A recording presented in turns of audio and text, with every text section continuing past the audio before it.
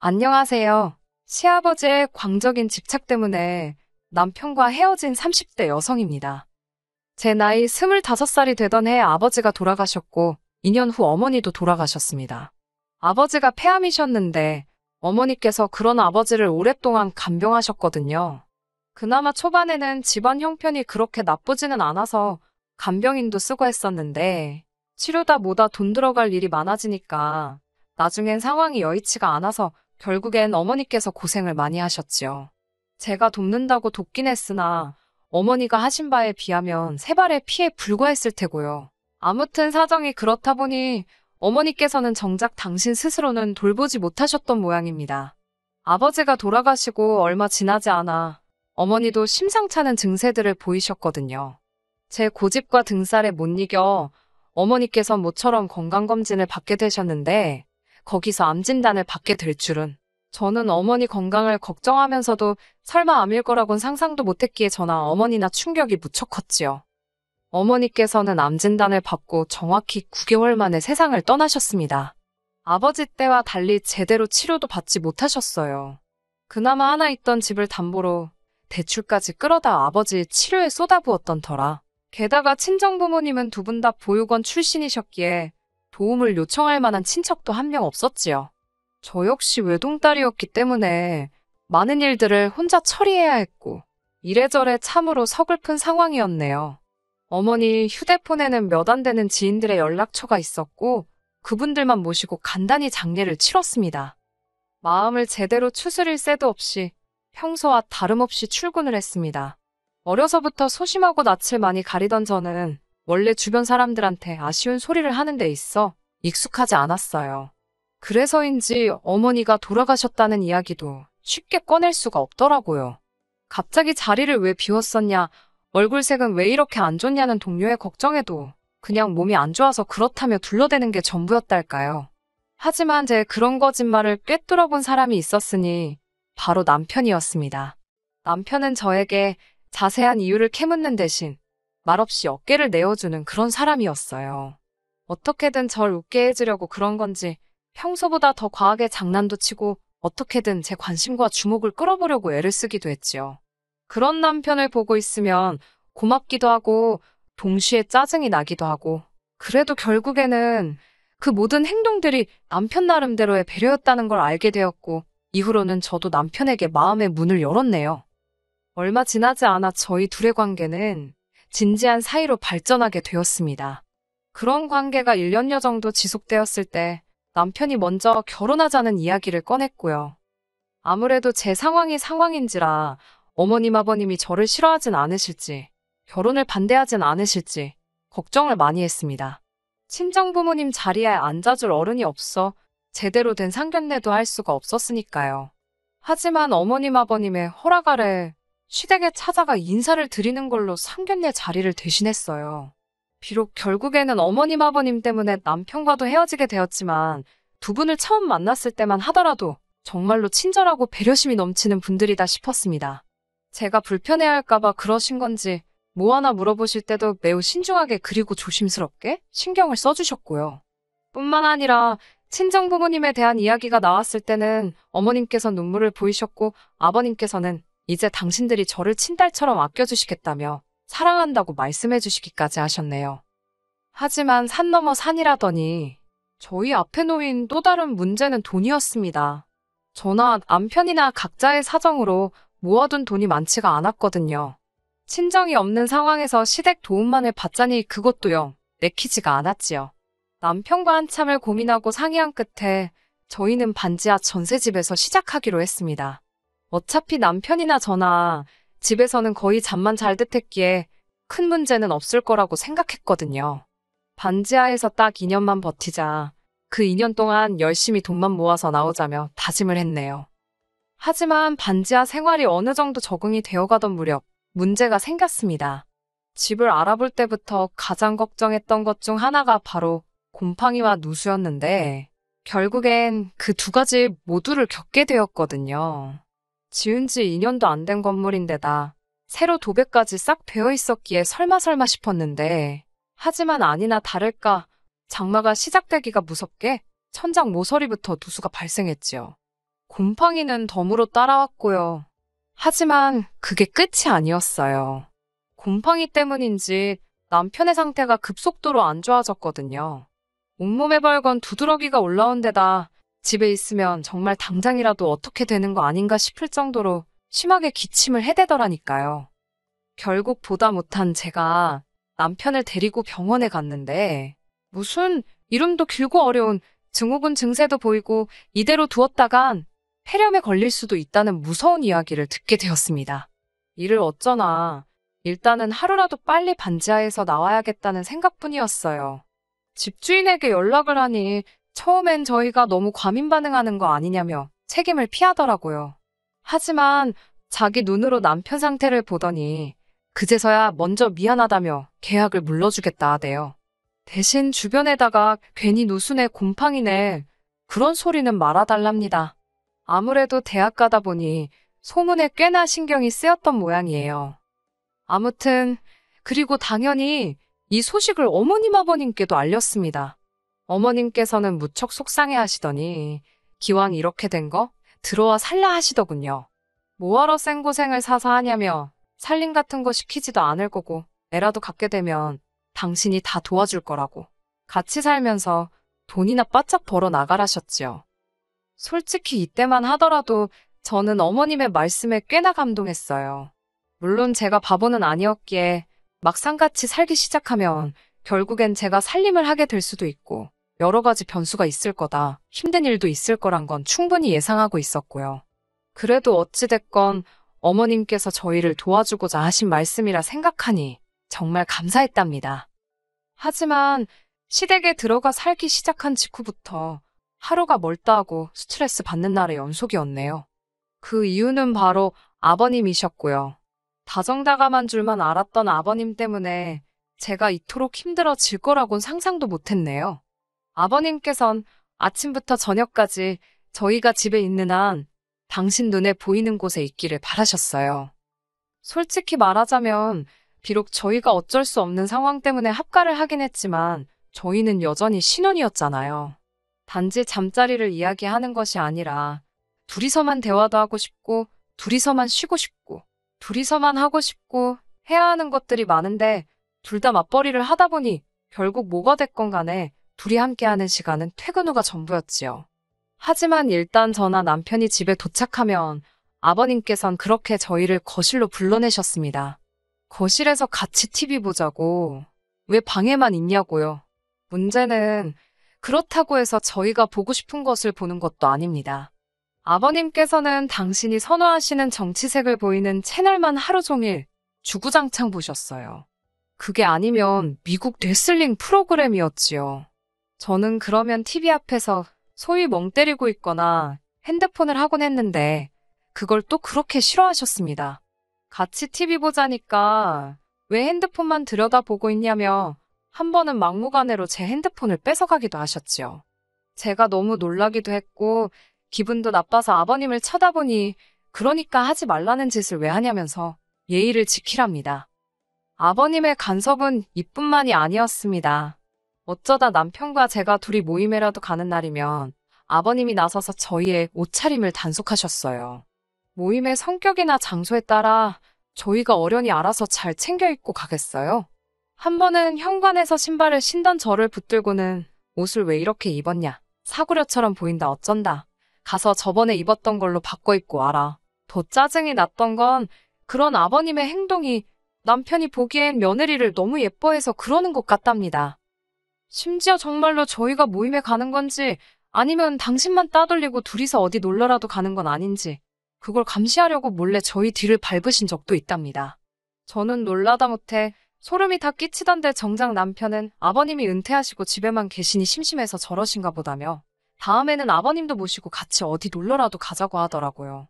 제가 황당해서 어머님 계시지 않냐, 두 분 사이가 나쁜 것도 아닌데 도대체 왜 이러시는지 모르겠다 하니까 남편도 그러면 어머님도 모시고 가자는 뚱딴지 같은 소리나 하더라니까요. 그러다 제가 그 집에서 나와야겠다고 결심을 하게 된 결정적인 사건이 터졌습니다. 같이 살기 시작하고 얼마 지나지 않아서부터 아버님께서는 저를 딸내미라고 부르기 시작하셨습니다. 그러면서 당신에게 아빠라고 부르고 어머님께 엄마라고 부르길 바라는 눈치셨어요. 실제로 제 주변에 시집간 친구들 중에도 자기 시부모님께 아빠 엄마라고 부르는 친구들도 있긴 하지만 이상하게 전 그 말이 입에서 나오지 않더라고요. 돌아가신 부모님께 괜히 죄송스럽기도 했고 뭐라고 말로 정확히 표현할 수는 없었지만 불편했어요. 그래서 안 했습니다. 그런 와중 하루는 아버님께서 친구분들과 저녁 약속이 있다 하셨습니다. 그날따라 남편은 야근으로 늦는다고 했고 어머님은 진작에 주무신다 하셨기에 아버님의 연락을 받고 저 혼자 마중을 나갔지요. 아주 늦은 시간도 아니었는데 아버님께서는 꽤나 취하신 듯 했습니다. 저를 보시더니 우리 딸내미가 아빠 마중 나왔네 그러시는데 제가 성격이 능글맞지가 못해서 떨떠름하게 웃기만 했어요. 그랬더니 아버님께서 너는 나를 무시하냐며 갑자기 주먹으로 제 머리를 쥐어박으셨어요. 제가 너무 놀라서 아버님을 쳐다보니 뭘 잘했다고 쳐다보냐며 한 대 더 쥐어박으시더라고요. 어처구니가 없고 너무 화가 나서 아버님 왜 이러시냐고 저도 모르게 소리를 질렀습니다. 그러자 아버님께서도 저더러 저 눈깔 좀 보라며 그 말을 하시는 아버님 표정이 얼마나 살벌하던지 놀란 제가 쟁걸음으로 먼저 도망치듯 집으로 들어갔습니다. 곧바로 아버님이 뒤따라 들어오는 소리가 들렸는데 제 심장이 터질 것처럼 빠르게 뛰대요. 집에 어머님이 계신다는 걸 알면서도 아버님의 존재 자체가 너무 무섭게 느껴졌어요. 아버님과 간발의 차로 제가 먼저 방문을 잠그니 아버님께서 너 이리 좀 나와보라며 너는 아빠 알기를 우습게 아냐고 고래고래 소리를 지르셨습니다. 덜덜 떨리는 손으로 남편에게 전화를 거는 그때 아버님의 손안에 어머님이 잠에서 깨셨는지 어머님 목소리가 들렸어요. 어머님께서 이게 다 무슨 일이냐며 방문 너머로 저에게 물으셔서 아버님이 무서워 죽겠다 했습니다. 그러자 어머님이 아버님께 한 소리를 하시는 듯 했는데 뒤이어 어머님의 악하는 소리와 함께 쿵소리가 들렸습니다. 그리고는 바로 또 뭔가 던져지고 깨지고 아무래도 두 분이 싸우시는 것 같았지요. 남편에게 빨리 집에 오라고 아무래도 아버님이 어머님을 때리시는 것 같다 하니까 남편이 무슨 일 있었냐고 묻더라고요. 저는 그런 걸 설명할 시간이 어딨냐고 아버님이 무서워서 내가 방에 숨었더니 어머님이 아버님한테 나 대신 한마디 해주시려다 저렇게 된 것 같다고 했어요. 솔직히 당시의 기억이 아주 선명하지는 않아요. 그 정도로 충격이 컸기 때문이겠지요. 남편이 오려면 좋게 1시간은 걸릴 것 같았고 어머님의 상태가 걱정된 저는 결국 경찰을 불렀습니다. 한 20여 분 지났을 무렵 경찰이 왔고 제가 잽싸게 뛰어나가 현관을 열었어요. 언뜻 둘러본 집안은 말이 아니대요. 어이가 없었던 건 아버님은 그새 세상 모르고 소파에 널브러져 주무시고 계시더라니까요. 한편 경찰이 어머님과 저에게 괜찮냐 물었고 저는 어떻게 된 일인지 다 이야기하려고 했습니다. 하지만 어머님께서 저더러 조용히 하라는 듯 눈치를 주시더니 별일 아니라며 경찰을 돌려보내시대요. 경찰이 돌아가기가 무섭게 남편도 도착을 했습니다. 저는 어머님과 남편에게 아버님께서 내 머리를 2대나 때리셨다. 그리고는 갑자기 비속어를 쓰시며 나에게 겁을 줬다고 좀 전에 있었던 일을 자세히 털어놓았어요. 그런데 제 이야기를 다 들으신 어머님께선 전부 다 제 잘못이랍니다. 아버님께서 딸이 없어서 저랑 친해지고 싶어 하시는데 제가 안 받아주니까 속이 상해 그러시는 거라나요.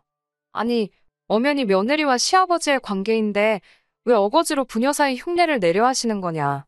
나는 너무 불편하다 했습니다. 하지만 남편도 저더러 돌아가신 장인어른한테 미안해서 그러는 거냐며 너무 어렵게 생각하지 말고 마음의 문을 좀 열라대요. 다음 날 아침이 되도록 저는 잠을 이룰 수가 없었습니다. 너무나 태어난 어머님의 반응도 충격적이었고 그런 어머님을 조금도 걱정하지 않는 듯한 남편의 태도에도 할 말이 없었어요. 무엇보다도 무조건 제가 잘못했다고 저를 나쁜 사람으로 몰아가는 게 어찌나 야속하던지 그렇게 복잡한 머릿속을 정리하려고 애쓰고 있는 와중에 어머님이 저더러 아버님 해장국을 좀 끓이라셨어요. 그리고 당부하시기를 아버님 일어나시면 무조건 죄송하다 하랍니다. 아침밥상이 다 차려지자 아버님께서 느릿느릿 안방에서 나오셨습니다. 아버님께서는 여전히 노여움이 다 풀어지지 않으셨는지 저를 없는 사람 취급하시더라고요. 그런데 잠깐이었지만 아버님이 저를 무시하시니까 그게 너무 편하고 좋더라고요. 하지만 그 기쁨도 잠시였어요. 아버님께서는 저더러 당신한테 할 말이 없냐입니다. 이번엔 어머님뿐만 아니라 남편까지 저에게 눈치를 주는데 솔직히 뭐라 할 말이 없었어요. 일단 어제 일에 대해선 확실히 사과를 받고 싶었고 아빠라는 소리는 죽었다 깨어나도 하기 싫었으니까요. 그렇다고 아버님과 어제 일에 대해서 시시비비를 가릴 수도 없었으니 차라리 입을 다물고 있는 게 낫겠다 싶었습니다. 그러자 아버님께서는 진짜 괘씸하다며 이렇게 고집이 센 줄 몰랐다 하시더니 식사하시던 밥수저로 제 머리를 또 때리시는 거예요. 정말 머리가 띵하고 눈물이 다 찔끔 나오더라니까요. 제가 정말 왜 이러시냐니까 내가 뭘 어쨌냐며 말 안 듣는 자식 부모가 한 대 때릴 수도 있지 그러시더니 또 들고 계시던 수저로 2대를 연달아 때리셨습니다. 그렇게 얼떨결에 3대를 맞고 나니까 기분 진짜 더럽더라고요. 아프고 그런 게 문제가 아니라 너무 수치스러웠습니다. 저는 아버님께 적당히 좀 하시라고 소리를 꽥 질렀습니다. 아버님이 무슨 자격으로 저를 때리시냐고 지금부터 제 털끝 하나라도 건드리시면 폭행으로 신고할 거라 했지요. 그러자 남편이란 사람이 한다는 소리가 저더러 적당히 좀 하랍니다. 왜 주는 사랑을 받지를 못하냐면서 다른 집 며느리들은 시부모한테 사랑받고 싶어 안달이라는데 저는 뭐가 그렇게 불만이냐고요. 제가 남편에게 이게 무슨 사랑이냐고 따졌습니다. 당신 뜻대로 안 되면 쥐어받고 수저로 때리고 이게 상식적으로 말이 되냐고요. 그러자 남편이 한다는 소리가 어른이 좀 그럴 수도 있는 거 아니냐는데 돌아가신 부모님 생각이 절실하더군요. 만약 한 분이라도 살아계셨다면 제가 이런 수모를 겪지는 않았을 거란 생각에 제가 벅차오르는 눈물을 삼키느라 아무 말도 안 하고 있으니 어머님 아버님 그리고 남편까지 죄다 제가 할 말이 없어서 그러는 줄 알았나 봅니다.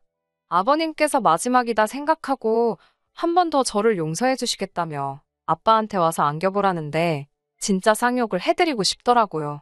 제가 됐다고 이 집은 쌍놈의 집구석이라 며느리랑 딸이랑 구분도 못하고 뻑하면 마누라고 며느리고 상관없이 손찌검이나 해대는가 보다고 상종을 못하겠다 했습니다.